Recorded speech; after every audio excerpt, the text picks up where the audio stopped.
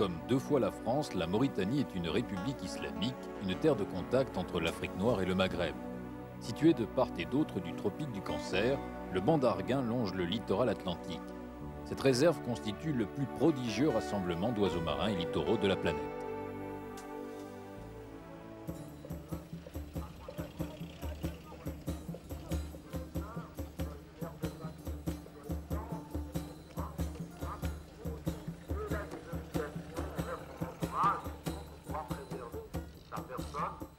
Dans Nouakchott, capitale politique et administrative de la Mauritanie, Antoine de Saint-Exupéry ne retrouverait plus le petit poste militaire, aussi isolé qu'un îlot perdu en mer. La ville compte 500 000 habitants pour 2 millions dans le pays. L'océan Atlantique, qui n'est qu'à 6 km, sera rejoint par la cité en l'an 2000. La plage des pêcheurs a son rendez-vous célèbre de 17 h. Tous les soirs, les grandes pirogues traditionnelles rentrent. Spectacle typique des Imraguènes en ciré breton, vidant leurs filets et leurs paniers dans des véhicules rafistolés qui amènent les poissons à la conserverie ou dans les hôtels de la place, comme celui d'Albert de Castille.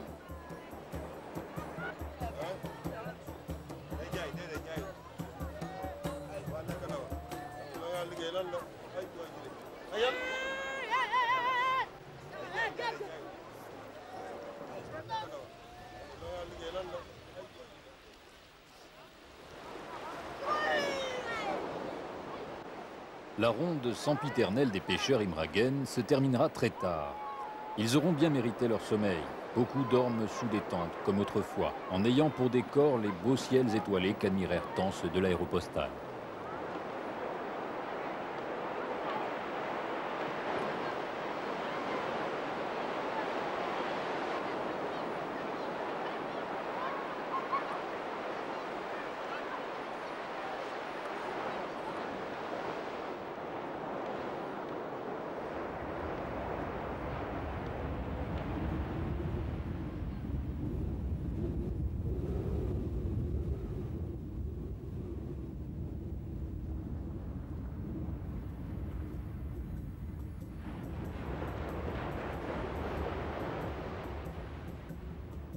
La plage le long du littoral atlantique est le seul bon passage à marée basse pour se rendre à Nouadhibou.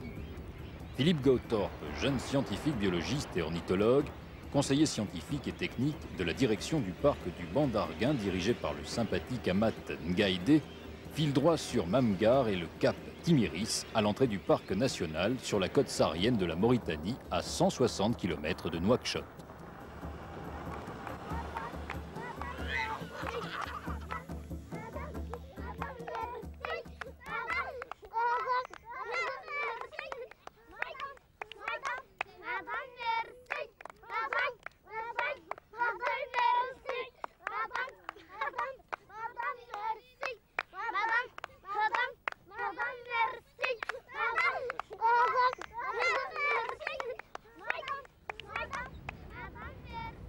Nous trouvons au cap Timiris, qui est la porte sud de l'entrée sud du parc national du banc d'Arguin. La baie de Saint-Jean qui débouche juste en face de nous était très vraisemblablement l'embouchure d'un fleuve. La contrée était arrosée beaucoup plus qu'elle ne l'est actuellement. Le banc d'Arguin était au temps néolithique un vaste delta où les fleuves venaient s'y jeter. Nous avons les pieds actuellement sur un amas coquillé, une butte coquillière qui est d'origine anthropique, c'est-à-dire qu'au temps reculé du néolithique, il y a entre moins 2000 et moins 6000, une population relativement nombreuse et active ici qui vivait donc de la collecte des coquillages, des arcas notamment qui sont sous nos pieds, et qui ont accumulé sur leur lieu même de résidence les déchets de leur cuisine.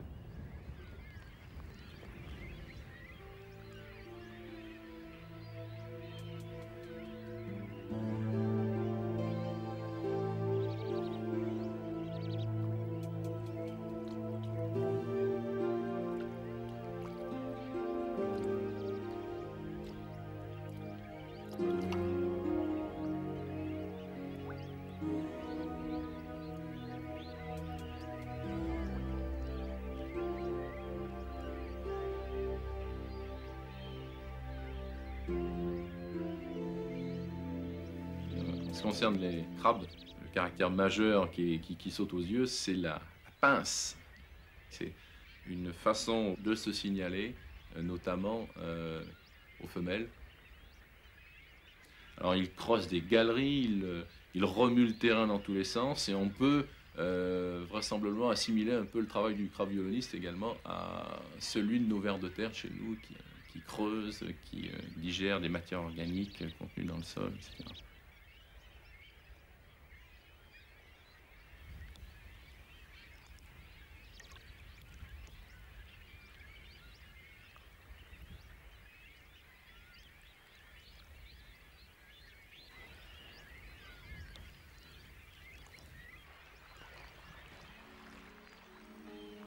Les pélicans ont repéré les dauphins qui vont rabattre les mulets dans les filets des pêcheurs.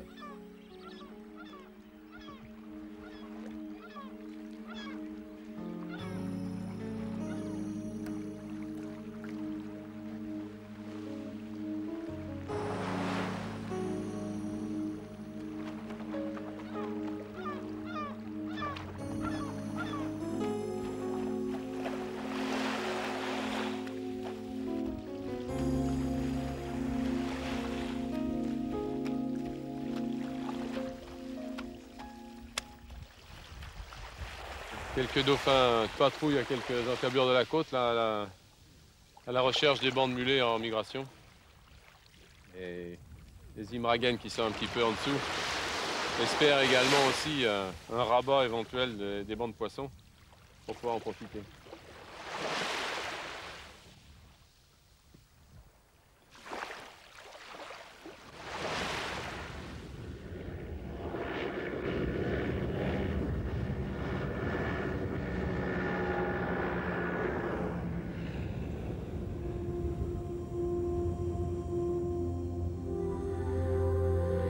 Le banc d'Arguin, c'est vraiment un petit morceau de planète tout à fait privilégié si on considère les limites du parc. Ça représente en gros 1 200 000 hectares, ce qui classe le banc d'Arguin parmi les plus grands parcs de l'Afrique de l'Ouest. Il s'allonge environ sur 180 km linéaires, 180 km de côte à cheval sur le 20e parallèle. Et la chance inouïe de cet écosystème, c'est d'avoir été isolé de tout le monde.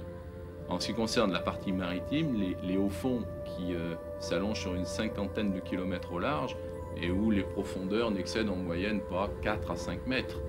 On peut être à 25, 30, 40 kilomètres au large et avoir pied à marée basse, par exemple. C'est tout à fait extraordinaire. Donc la protection du site vient d'un phénomène naturel. Au fond d'un côté, où les bateaux ne pouvaient pas pénétrer, ou s'ils pénètrent, c'est à leur risque et péril, risque d'échouage majeur. Et puis de l'autre côté, un désert qui est relativement hostile. Le gros problème à l'heure actuelle, c'est d'essayer de pouvoir conserver l'intégrité de cet écosystème.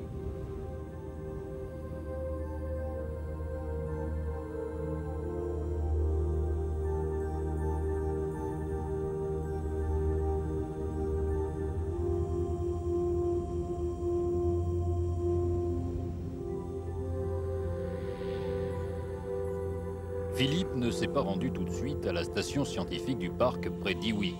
Il a fait un détour par les caps Tafarit et Tagarit pour prélever et étudier quelques plantes halophiles. Au retour, il sera surpris par une tempête de sable. On vient de descendre le cap Tafarit, et un cap rocheux qui tranche un petit peu avec le restant du littoral, puisqu'il surplombe la mer d'à peu près 45 mètres, alors que le restant du littoral est plat et sableux. On descend sur une plage qui va nous permettre de rejoindre un second cap également rocheux qui est le cap Tagarit.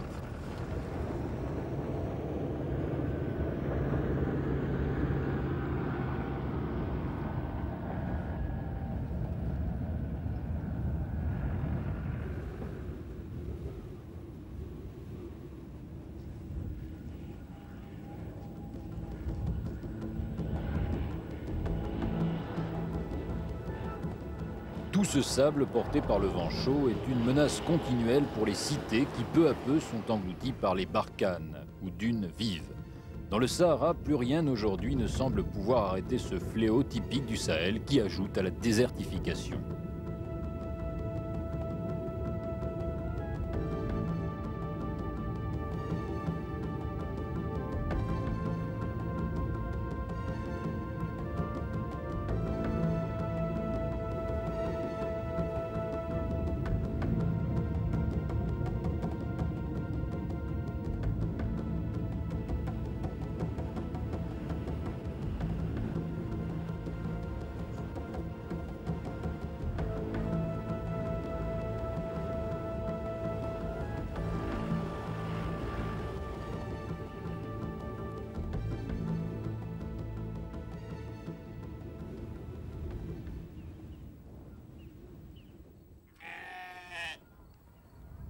La véritable porte d'entrée du parc se trouve à Iwik, village de pêcheurs imraguènes au bout d'une péninsule.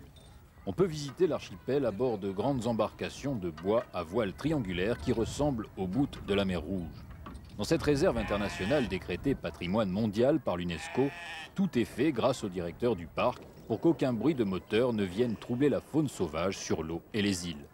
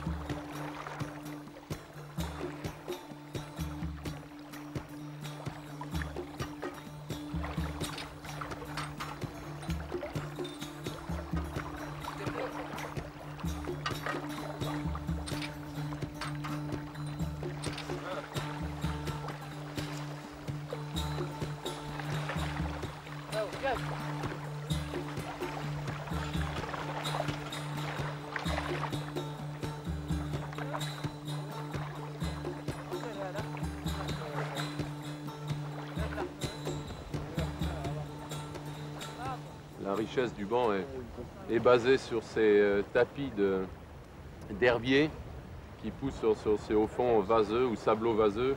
Les herbiers en question, non seulement constituent une base de la chaîne, mais constituent également des abris où la plupart des poissons, des crustacés, des céphalopodes qui sont ensuite pêchés à l'accord du banc pourront trouver ici refuge, zone de nourrissage, ce qui explique le fait que ce banc d'Arguin soit défendu en dehors des arguments esthétiques ou récréatifs, par des arguments qui sont des arguments socio-économiques.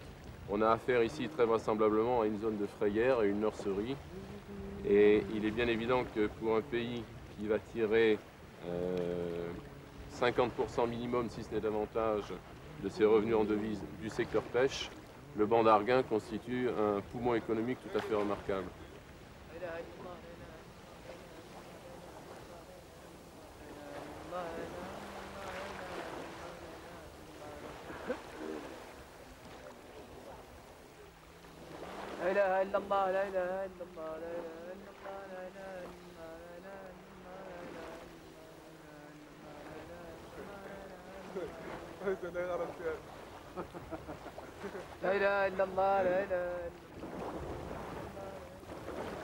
Le bateau sur lequel on se trouve est une lanche, c'est un bateau canarien, c'est un héritage qui date environ de 50 à 60 ans, guère plus. Le moyen de propulsion est évidemment la voile, uniquement la voile, une voile latine. Et les Imraguènes, qui sont donc les pêcheurs qui peuplent cette côte, la population locale, sont des gens qui sont passés maîtres dans l'utilisation de ce genre de bateau et dans la navigation qui est particulièrement délicate au sein de ces chenaux qui découpent les hauts fonds de vases exondés à marée basse. Alors outre le sourire en général de ces gens-là, on a un accueil qui est parfait à bord puisqu'on nous fait un thé chaud, brûlant, sucré à souhait, de telle façon à remonter le moral des troupes.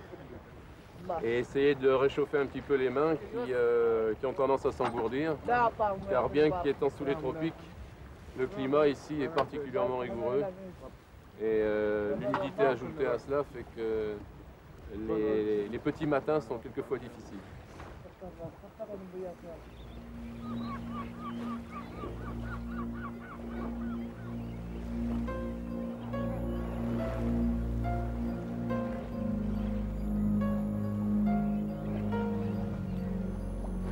Les oiseaux peuvent être étudiés ici comme bioindicateurs. Si l'on a une population d'oiseaux en pleine santé, en pleine expansion, avec une reproduction tout à fait dynamique, c'est le reflet de ce qui va se passer sous le miroir de l'océan. Si les oiseaux sont en forme, le stock halieutique est en forme. il est bien plus facile de suivre ce qui se passe au-dessus de l'eau que ce qui se passe en dessous.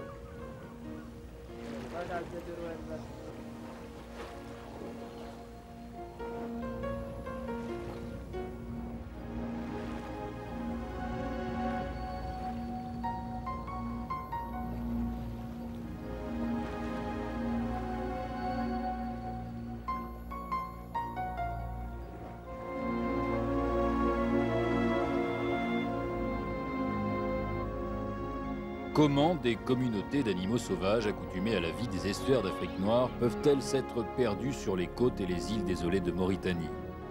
René de Mauroy a découvert récemment que le banc d'Arguin était un delta fossile, vestige d'une époque où de nombreuses rivières, qui dévalaient du Sahara verdoyant, se jetaient dans le delta rempli d'alluvions. Ces dernières subsistent encore et forment un carrefour biogéographique. Ultime descendant des milieux aquatiques du Sahara de la préhistoire qui abritaient une faune et une flore d'une incomparable richesse. Les oiseaux du banc d'Arguin sont des descendants directs de ces temps reculés.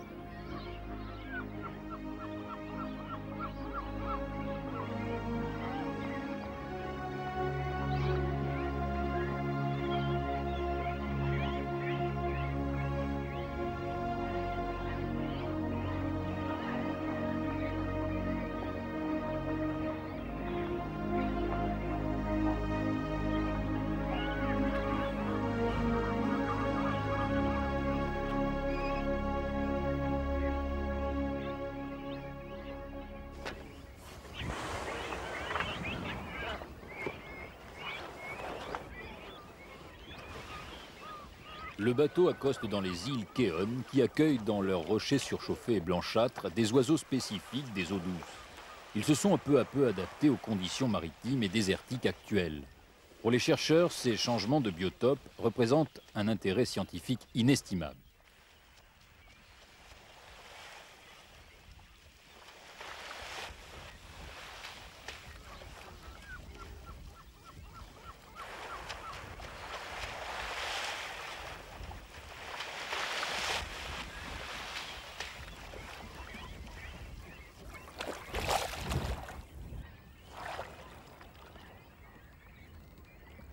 On se retrouve en présence d'une vraie guitare qui s'est fait piéger à marée descendante dans une petite vasque.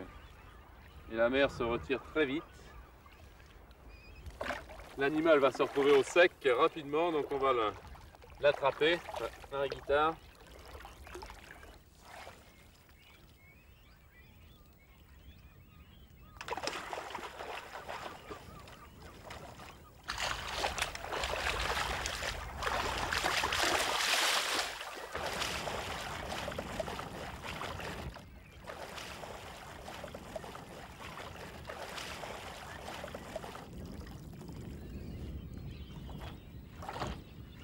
Et on va le remettre dans une eau libre pour qu'il puisse continuer sa vie de vraie guitare.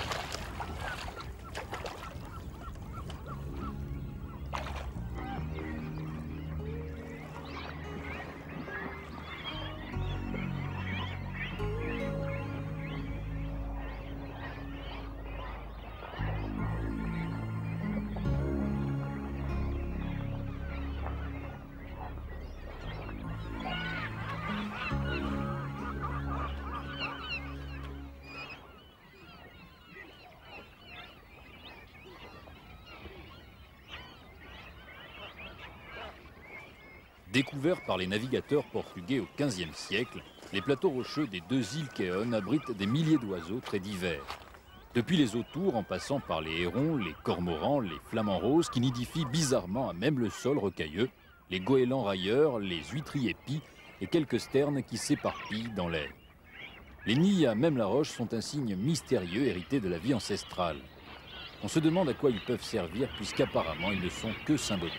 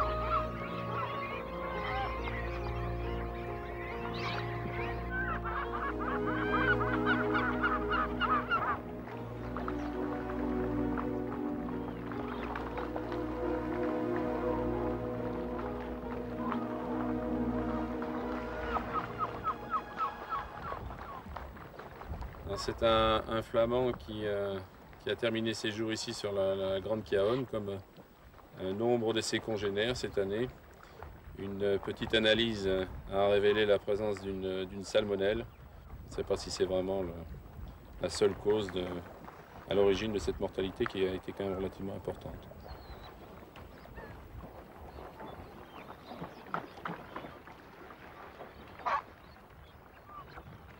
Sur ces îles au XVe siècle, d'étranges peuplades appelées Azneg, pêcheurs de profession, avaient, raconté avec effroi les navigateurs d'alors, un aspect terrifiant.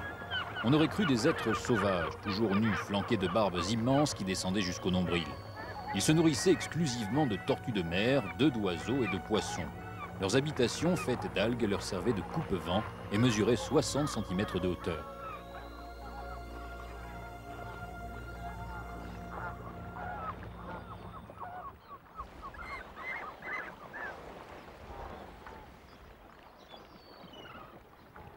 Sur ces îles Kéonnes règne une odeur âcre, issue des déjections de tous les oiseaux, notamment des cormorans dont la reproduction est très intensive.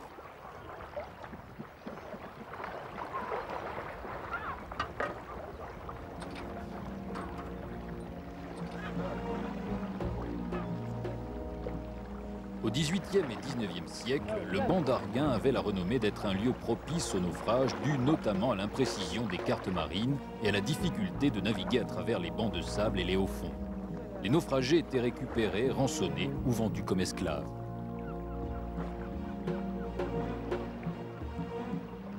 Le banc d'Arguin a connu un fait historique notoire, puisqu'il s'agit de l'échouage de la frégate La Méduse en 1816.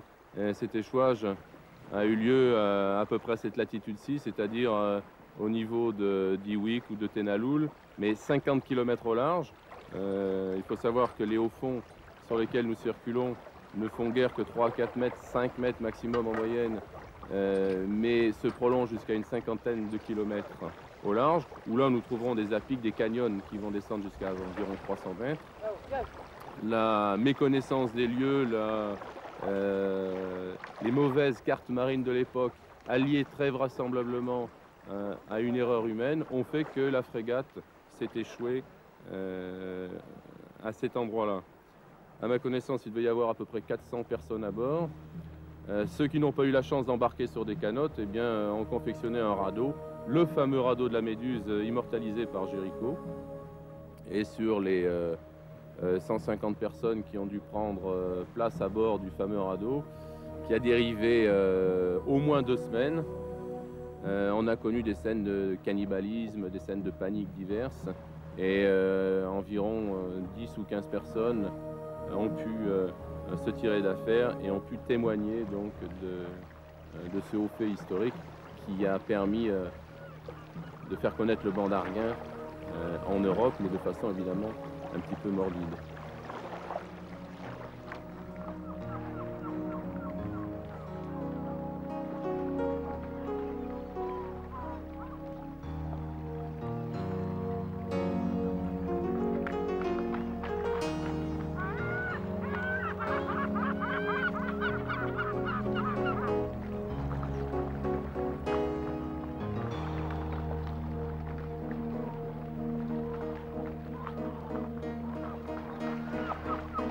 L'île d'Arelle est un refuge à marée haute et qui est à des kilomètres à la ronde, donc les oiseaux n'ont pas d'autre solution, n'ont pas d'autres exutoires que de venir se poser sur cette île. Donc, il ne s'agit absolument pas de les déranger à marée haute, mais à marée basse, il est bien évident que compte tenu de la surface, même si le dérangement existe de par notre présence, le dérangement est minime, les oiseaux peuvent se déplacer et retrouver très facilement un autre support exondé pour s'y reposer ou tout simplement pour continuer à se nourrir.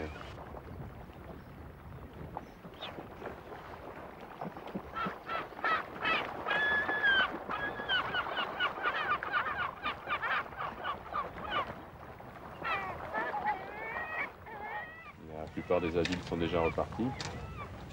Il ne reste pratiquement que des juvéniles qui ont déjà un plumage qui a changé, puisque ce sont des oiseaux qui naissent rouges.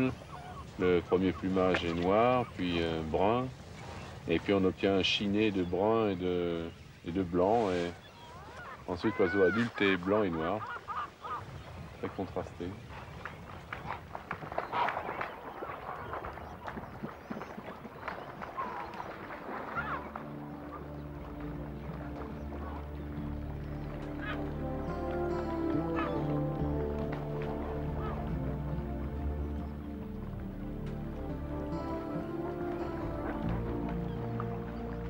Lorsque l'on va sur l'île d'Arrel, qui est considérée un petit peu comme le poumon ornithologique, le cœur ornithologique du parc, on a la chance de pouvoir y observer un rassemblement phénoménal, tant sur le plan qualitatif que sur le plan quantitatif. L'île d'Arrel, de par sa situation géographique, constitue un bastion qui est au milieu de ces vasières, lesquelles vasières, une fois de plus, vont constituer les zones de nourrissage des oiseaux. Et lorsque la mer remonte, les oiseaux n'ont pas d'autres alternatives que de venir se regrouper sur cette forteresse, sur ce plateau gréseux qui va leur donner le refuge nécessaire pour l'attente d'une nouvelle marée basse. La nidification est étalée dans le temps. Chacune des espèces a des choix préférentiels au niveau des sites, au niveau des périodes. Il y a en gros 2 périodes de reproduction sur le parc, une période printanière estivale qui intéresse la majorité des espèces, les sternes, les aigrettes, les petits cormorans africains par exemple, les spatules également, et une reproduction hivernale qui va intéresser 2 espèces, voire 3, le pélican qui va se reproduire massivement sur l'île d'Arrel, environ 3000 couples, les grands cormorans également, qui colonisent eux l'île d'Arrel et les îles Kiaon. Et puis la 3e espèce, à un moindre degré, c'est le héron cendré, le héron pâle, qui est une espèce endémique au parc, qui lui aussi peut nicher en période hivernale.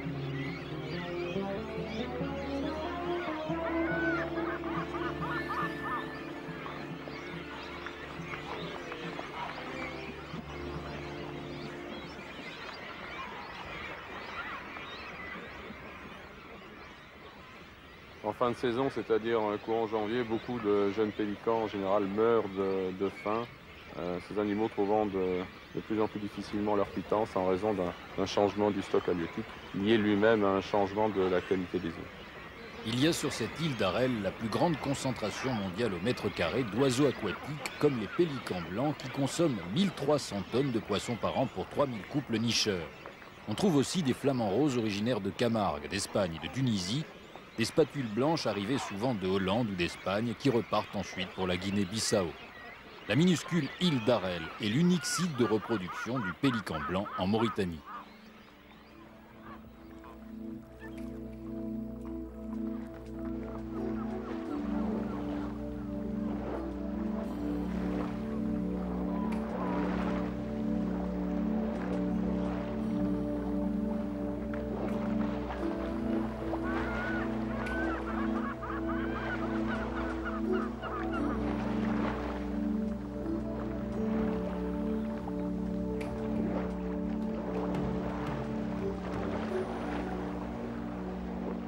Près du village d'Iwik, sur le chemin du retour, miraculeusement, la lanche Imragen de Philippe lui fait découvrir une bande de dauphins Souza à bosse, espèce fort rare et protégée.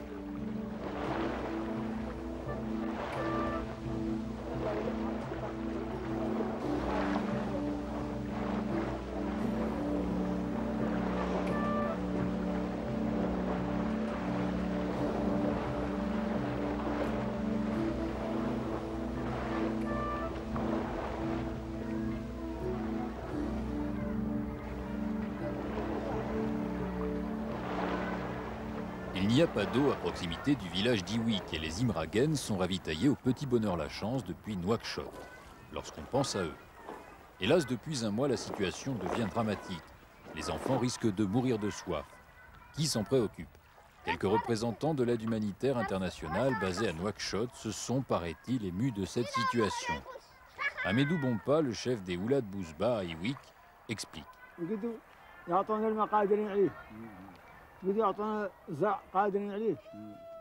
On a besoin de dispensaires. Il faut des écoles. Dans le domaine de l'agriculture, il nous faut de la farine et du mil.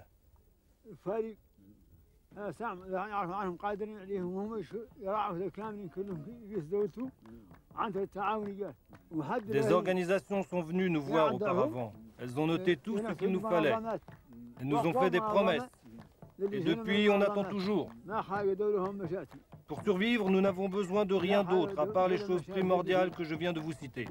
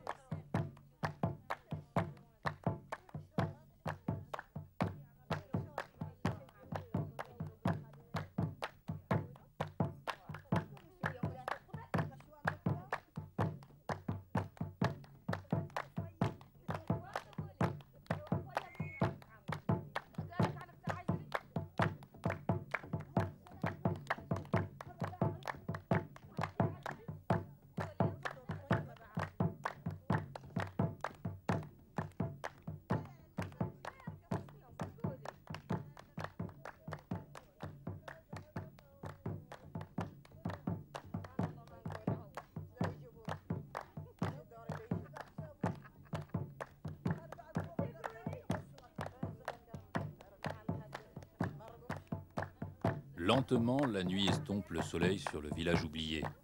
Seule ce soir, la jeune femme au tambour sourit. Elle se marie demain. Cela lui permettra peut-être de fuir ce lieu perdu entre mer et désert. Ce lieu de détresse sur lequel le tambour, qui implore la pluie, scande le rythme de danse des milliers d'oiseaux limicoles gorgés de nourriture.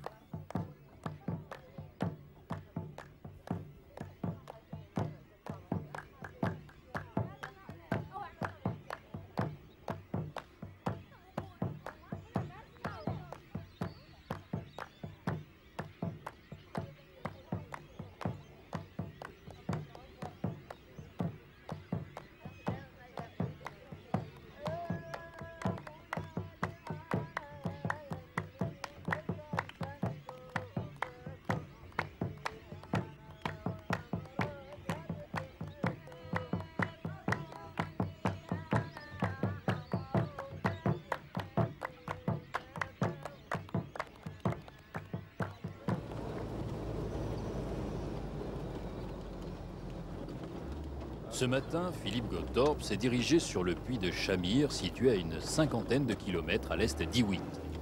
Un à un, les puits du désert s'ensablent et sont abandonnés, obligeant les populations nomades à ne pas revenir. Il y a 4000 ans vivaient ici des éléphants, des rhinocéros, des bubales, des zèbres, des arbres et des savanes. C'était l'Éden. Les hommes pratiquaient l'élevage, les bovidés s'abreuvaient dans les grandes rivières. Voici 40 siècles à peine. C'était hier. Le désert était à 500 km de là.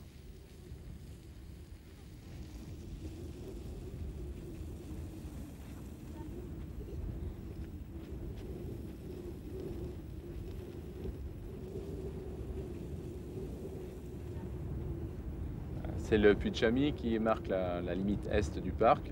Un puits qui fournit encore de l'eau douce en quantité, un des rares de la région à pouvoir le faire. Un puits qui fait 18 hommes debout, selon l'expression locale, ce qui doit nous donner à peu près 30 à 35 mètres de profondeur. Dans la région, il y avait encore quelques années, les pâturages étaient relativement abondants. Il y avait quelques tentes locales, les raïmas. La dernière pluie significative est tombée ici en janvier-février 90, c'est-à-dire 3 ans, et c'était la seule pluie qui est tombée depuis une quinzaine d'années. La péjoration climatique, elle, est un phénomène qui est cyclique. La dernière période humide du Sahara s'est terminée il y a en gros 2000-2500 ans. Et je pense qu'à l'échelon humain, on n'est pas prêt de rentrer à nouveau dans un cycle de période dite humide. Ceci dit, les oscillations existent et on peut espérer néanmoins d'une année sur l'autre une amélioration de la situation.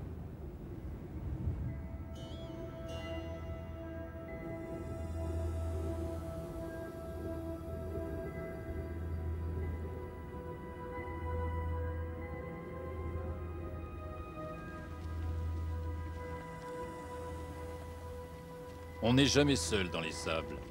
Le chamelier a surgi tout à coup de l'horizon. L'homme et l'animal pourraient venir du ciel, comme le petit bout de planète découvert dans ce désert par Théodore Monod, voici des dizaines d'années. L'homme du désert, si noble d'allure, vient-il d'un autre monde? Peut-être. Mais comme l'être humain, il a soif.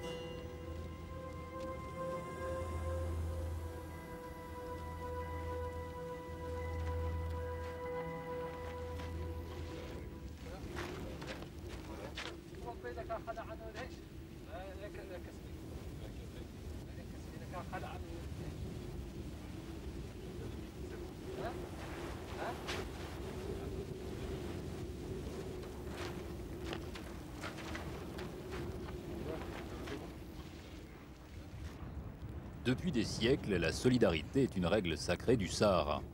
Peu à peu chassés du littoral comme de toute la Mauritanie par la sécheresse des années 1970 et 1980, les nomades abandonnent le désert et leurs dromadaires.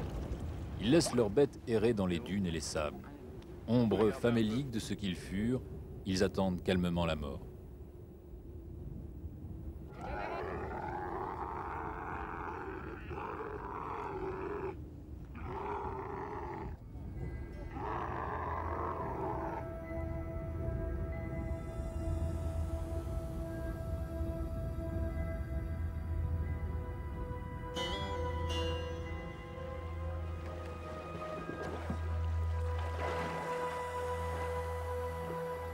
On se rend sur la pointe nord-ouest de Tidra, sur la fameuse mangrove la plus septentrionale de la côte ouest africaine. C'est une mangrove qui a été découverte relativement récemment, puisque la découverte date de 1963, ce qui est relativement récent. Une mangrove, une fois de plus, constituée uniquement de palétuviers blancs. L'île de Tidra, qui est une île relativement vaste, puisqu'elle fait quand même 300 km², est considéré par un certain nombre d'historiens comme étant le berceau de la civilisation almoravide, à l'origine du rayonnement de l'islam.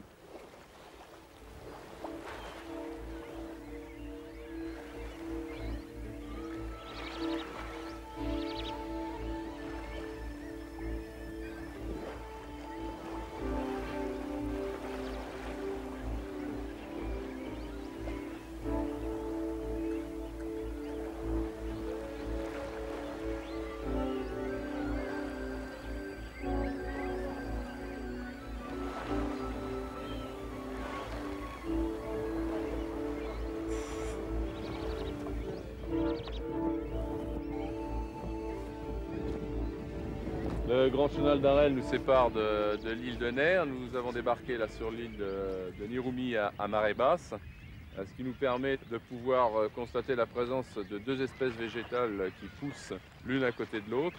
C'est une curiosité biogéographique. Nous avons ici les palétuviers les plus septentrionaux, les plus nordiques de la côte ouest africaine, qui poussent de façon conjointe avec les spartines, qui sont ces graminées marines, complètement recouvertes à marée haute, et qui, elles, trouvent ici leur aire de répartition la plus méridionale. Ce sont des plantes qui sont plutôt considérées comme étant méditerranéennes, en fait. Les palétuviers blancs qui forment la mangrove de Nord-Ouest Tidra, qui est supposée être en régression depuis plusieurs millénaires, montre qu'elle est empreinte quand même d'un certain dynamisme par le fait que certaines plantules arrivent à se développer de façon assez remarquable. Nous tentons d'en établir un suivi et nous avons même essayé d'établir une petite pépinière à partir de plantules transplantées qui, somme toute, nous donnent quelques espoirs de propagation effective.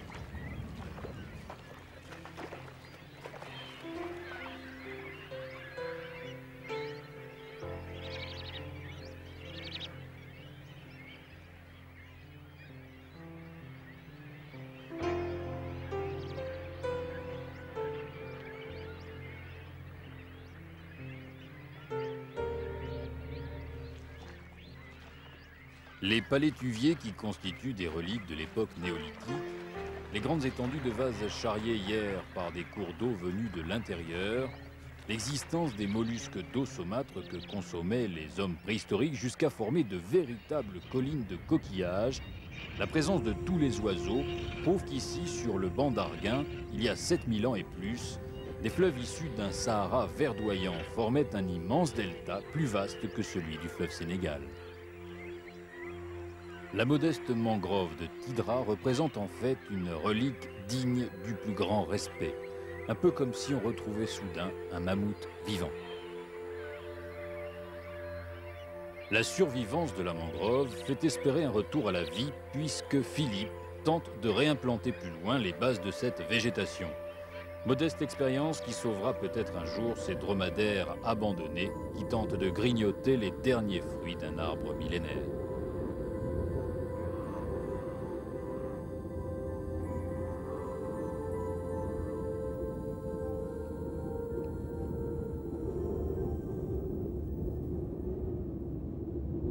C'est le départ pour Nouadhibou. Il faudra traverser le désert sur plus de 300 km.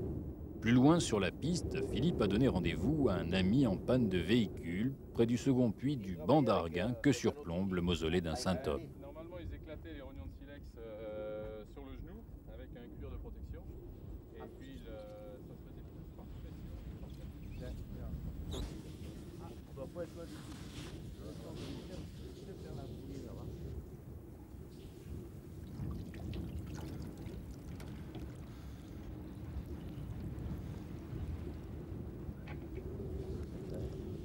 Ouais, regarde. On peut trouver des perles de coquillage. Ah oui, des perles en œuf d'autruche. Des perles en œuf d'autruche et... Philippe et Pierre Dupuis, le célèbre pêcheur du camp de la baie de l'Étoile, en profitent pour faire quelques fouilles archéologiques. On trouve facilement des petits objets à cet endroit autrefois habité. Il était très largement consommé, on peut même considérer qu'il était à la base de l'alimentation de ces gens-là.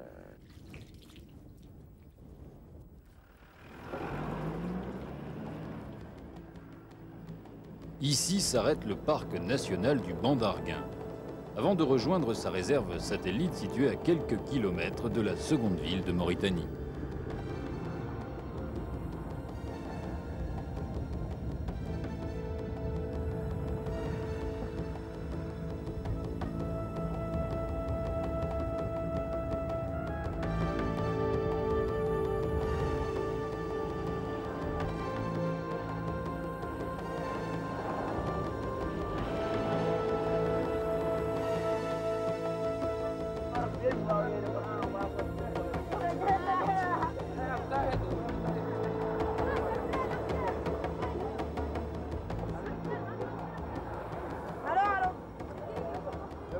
Nouadhibou, capitale économique, compte aujourd'hui 70 000 habitants. Cette ville industrielle aux portes du désert accueille le plus long train du monde, 200 wagons qui transportent le minerai de fer depuis les mines de Zouérat. Cette métropole, outre son port minéralier, abrite un port de pêche moderne. Pendant ce temps, non loin d'ici, Pierre Dupuis a quitté Philippe et rejoint pour la pêche son ami Adama, son compagnon de toujours et d'aventure depuis des dizaines d'années.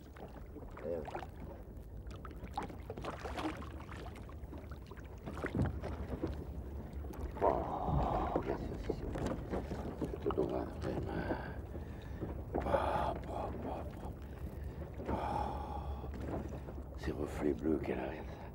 C'est ce qu'on appelle les casques d'or. T'as vu le casque qu'elle a devant là? Tout doré là, voilà, c'est casque d'or.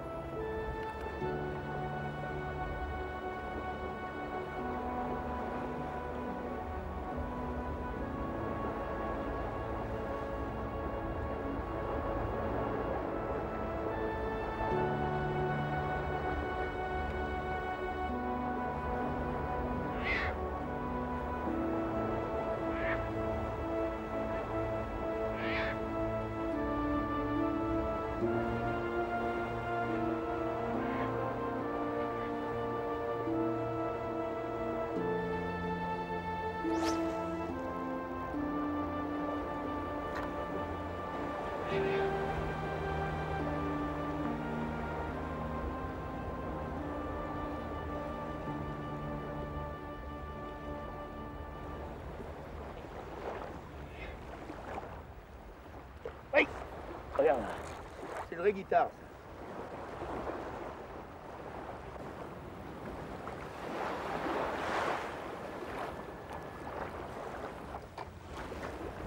Elle est collée au fond, hein.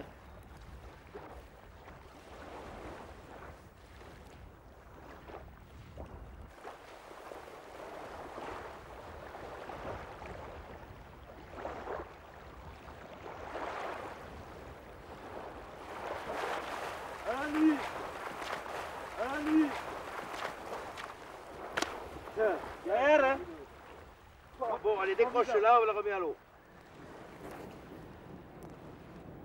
Bon, on a une réserve à peu près de 25 km de long, c'est-à-dire que toute cette baie de l'Étoile que vous voyez ici, jusqu'au fin fond d'Archimède, eh bien, c'est sur 3000 de large, c'est une réserve où il n'y a que les pêcheurs sportifs, alors donc le prélèvement est minime.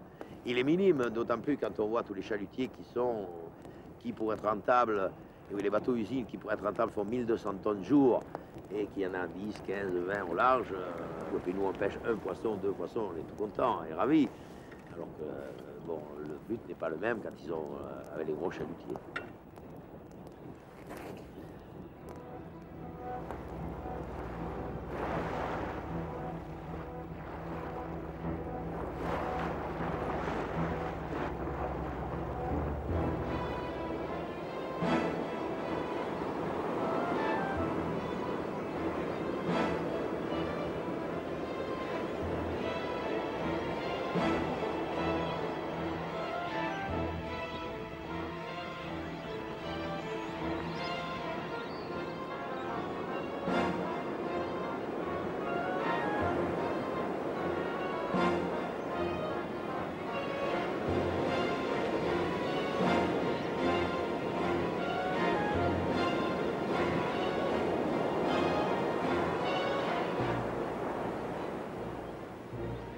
Le Cap Blanc, réserve annexe du banc d'Arguin, abrite parmi ses épaves des vieux langoustiers bretons issus de Camaret.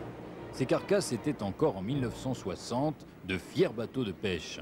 Pendant leur activité, les marins observaient les phoques moines, actuellement en voie de disparition.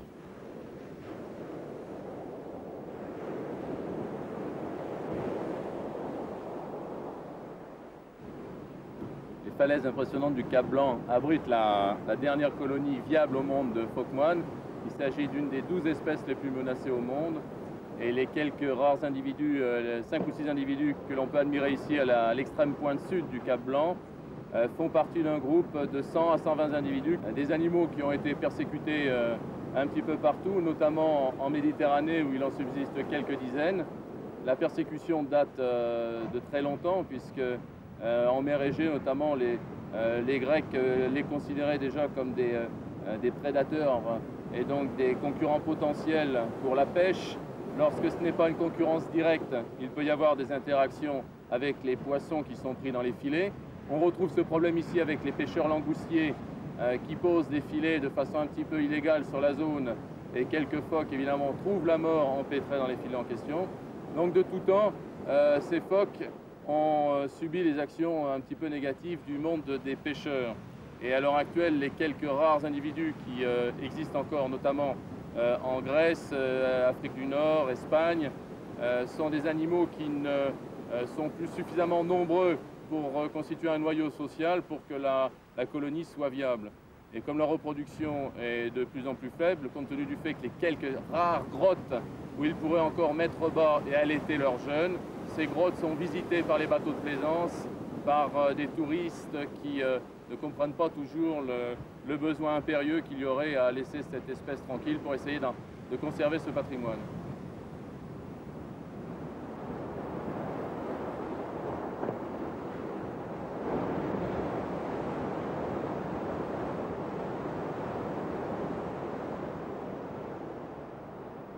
Philippe, aujourd'hui comme l'année passée, assis à la même place, regarde et écoute l'océan et ses vagues jusqu'à ce qu'elles se brisent sur les rochers ou sur les vieilles épaves. Il songe à un autre temps, tout proche, où les phoques, les poissons, les oiseaux, les pêcheurs indigènes vivaient heureux. Maintenant c'est fini. Des pays entiers sombrent dans le chaos, comme des Atlantides. Tout cela peut paraître irréel, impensable. Philippe contemple la mer en refusant de tourner le dos aux embruns qui s'abattent avec violence. Dans sa bouche, le goût du sel fait revivre les souvenirs heureux de la jeunesse insouciante d'une époque révolue.